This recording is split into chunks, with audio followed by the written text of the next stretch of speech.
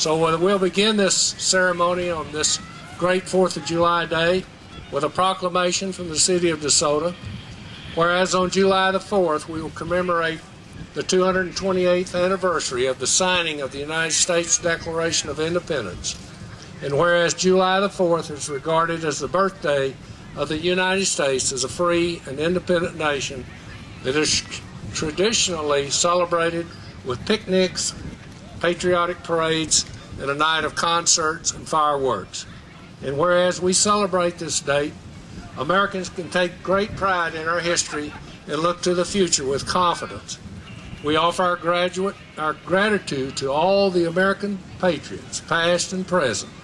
who have sought to advance freedom and lay the foundation of peace. Because of their sacrifice, this country remains a beacon of hope for all who dream of liberty and a shining example to the world of what a free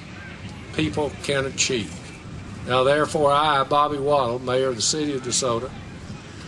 on behalf of the City Council, do hereby proclaim that July the 4th, 2009, United States of America Declaration of Independence Day is to be celebrated in conjunction with the City of Lancaster with an old-fashioned 4th of July fireworks show to be held at Grimes Park and right behind us,